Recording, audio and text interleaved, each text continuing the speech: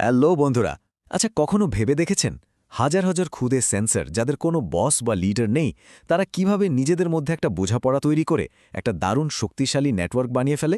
চলুন আজ আমরা এই অটোমেটিক অর্গানাইজেশনের পেছনের রহস্যটা জেনে নিই। আমাদের আজকের আলোচনার শুরুটা ঠিক এই প্রশ্নটা দিয়েই। ধরুন কলেজের ফেস্ট, হাজার হাজার ভলেন্টিয়ার এদিক ওদিক ঘুরে বেড়াচ্ছে, কিন্তু তাদের গাইড করার জন্য কোনো প্ল্যানিং কমিটি নেই। একটা চূড়ান্ত বিশৃঙ্খলা অবস্থা, তাই না? একটা অ্যাডহক সেন্সর নেটওয়ার্কেরও শুরুটা ঠিক এমনই হয়।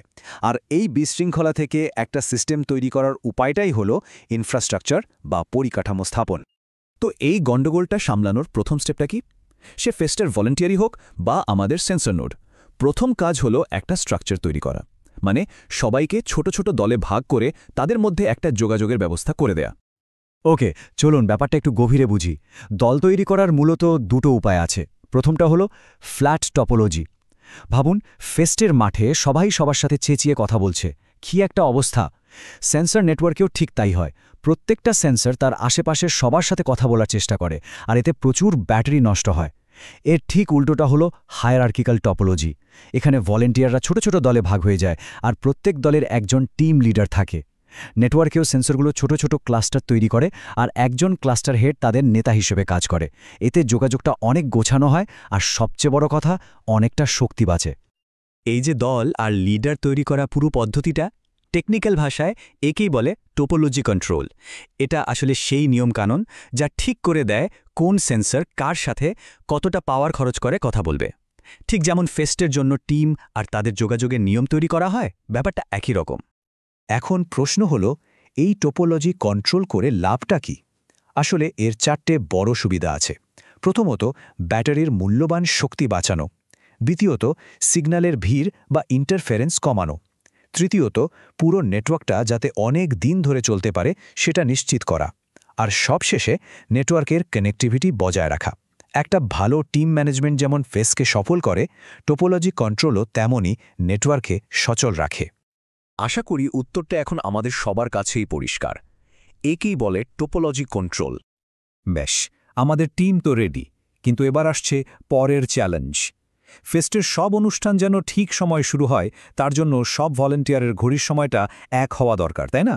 ঠিক সেইভাবেই সেন্সর নেটওয়ার্কেও সব নোডের সময় মেলানোটা খুব জরুরি।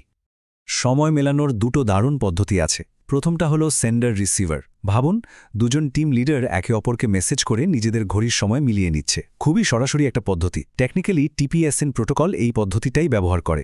দ্বিতীয়টা হলো রিসিভার। এবার ভাবুন, ফেস্টের উদ্বোধনে একটা জোরে শব্দ হলো। ক্যাম্পাসের দুজন টিম লিডার সেই শব্দটা শুনেই নিজেরা নিজেদের ঘড়িতে সময়টা নোট করল, তারপর একে অপরের সাথে নোটটা মেলালো। এখানে তারা কিন্তু নিজেদের মধ্যে কথা বলেনি, একটা বাইরের সিগন্যাল ব্যবহার করেছে। আরবিএস বা রেফারেন্স ব্রডকাস্ট সিঙ্ক্রোনাইজেশন প্রোটোকল ঠিক এভাবেই কাজ করে।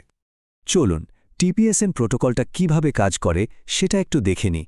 প্রথম ধাপে ফেস্টের প্রধান আয়োজকের মতো একটা রুট নোড নিজেকে লেভেল 0 বলে ঘোষণা করে। তার পাশের নোডগুলো হয়ে যায় লেভেল 1, তাদের পাশেরগুলো লেভেল 2। এইভাবে একটা স্তর তৈরি হয়। দ্বিতীয় ধাপে ওই লেভেল 0 নোড একটা টাইমিং সিগন্যাল পাঠায়, আর তারপর প্রত্যেক লেভেল তার ঠিক ওপরের লেভেলের সাথে নিজের সময় মিলিয়ে নেয়। এভাবেই সঠিক সময়টা ওপর থেকে নিচে পুরো নেটওয়ার্কে ছড়িয়ে পড়ে। একটু মনে করার চেষ্টা করুন তো, সেন্ডার রিসিভার আর রিসিভার সিঙ্ক্রোনাইজেশন। বেশ, দল তৈরি, ঘড়িও মেলানো হয়ে গেছে, কিন্তু এখনও একটা কাজ বাকি। এবার ভলেন্টিয়ারদের জানতে হবে তারা ফেস্টের মাঠে ঠিক কোন জায়গায় দাঁড়িয়ে আছে। অর্থাৎ তাদের নিজেদের লোকেশনটা জানা দরকার। নিজের অবস্থান খুঁজে বের করার এই প্রক্রিয়াটাকেই বলে লোকালাইজেশন। আরও সহজ করে বললে, এটা হলো নেটওয়ার্কের নিজস্ব জিপিএস সিস্টেম, যা প্রত্যেকটা সেন্সরকে তার নিজের ঠিকানাটা বলে দেয়। লোকালাইজেশন শুরু হয় সিঙ্গল হপ দিয়ে। ভাবুন, একজন ভলেন্টিয়ার এমন এক জায়গায় আছে যেখান থেকে 3টা পরিচিত ল্যান্ডমার্ক যেমন লাইব্রেরি, ক্যান্টিন আর মেইন গেট দেখা যাচ্ছে। এই 3টা জায়গার সাপেক্ষে সে সহজেই ম্যাপে নিজের পজিশনটা বের করে নিতে পারবে।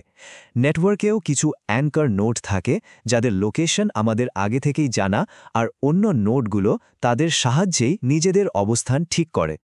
এরপর আসে মাল্টি-হপ লোকালাইজেশন। এখানে ব্যাপারটা আরও মজার। যে ভলেন্টিয়ার নিজের অবস্থানটা জেনে গেছে, সে নিজেই এবার অন্যদের জন্য একটা নতুন ল্যান্ডমার্ক হয়ে যায়। বিশেষ করে তাদের জন্য যারা আসল ল্যান্ডমার্কগুলো থেকে অনেক দূরে আছে। এভাবেই লোকেশনের তথ্যটা ধীরে ধীরে পুরো নেটওয়ার্কে ছড়িয়ে পড়ে, ঠিক যেন একটা ঢেউয়ের মতো। এই লোকেশন বের করার দুটো প্রধান টেকনিক আছে। একটা হলো রেঞ্জ বেসড।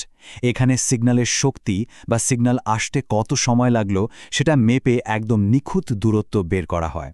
এটা অনেকটা ফিতে দিয়ে মেপে নিজের দূরত্ব বের করার মতো, খুব সঠিক কিন্তু একটু জটিল। আরেকটা হলো রেঞ্জ ফ্রি। এখানে অত মাপামাপির ব্যাপার নেই, শুধু দেখা হয় কোন নোড কাকে শুনতে পাচ্ছে। যেমন যদি কেউ শুধু আর্ট স্টলের ভলেন্টিয়ারদের কথায় শুনতে পায়, তার মানে সে আর্ট স্কোয়াডের কাছাকাছি কোথাও আছে। এটা হয়তো 100% নিখুঁত নয়, কিন্তু অনেক সহজ, আর এতে শক্তিও কম খরচ হয়। ঠিক ধরেছেন, একেই আমরা বলি লোকালাইজেশন। তাহলে দেখুন ব্যাপারটা কত সুন্দর। একটা বিশৃঙ্খল ভলেন্টিয়ারের দল এখন একটা পুরোপুরি অর্গানাইজড, সিঙ্ক্রোনাইজড আর ম্যাপ করা টিমে পরিণত হয়েছে। আমাদের সেন্সর নেটওয়ার্কও এখন তার আসল কাজের জন্য একদম তৈরি। সুতরাং আমরা যদি পুরো বিষয়টাকে এক জায়গায় আনি, তাহলে সেন্সর নেটওয়ার্ক পরিকাঠামোর 3টে প্রধান স্তম্ভ পাই। প্রথমত টোপোলজি, যা ঠিক করে দেয় কে কার সাথে কথা বলবে, অর্থাৎ আমাদের ফেস্টের টিম। দ্বিতীয়ত টাইম সিঙ্ক্রোনাইজেশন, যা একসঙ্গে কাজ করার জন্য একটা কমন টাইম দেয়, মানে সবার মেলানো ঘড়ি। আর তৃতীয়ত লোকালাইজেশন, যা সেন্সরগুলোকে তাদের ভৌগোলিক অবস্থান জানিয়ে দেয়, অর্থাৎ আমাদের ক্যাম্পাসের ম্যাপ।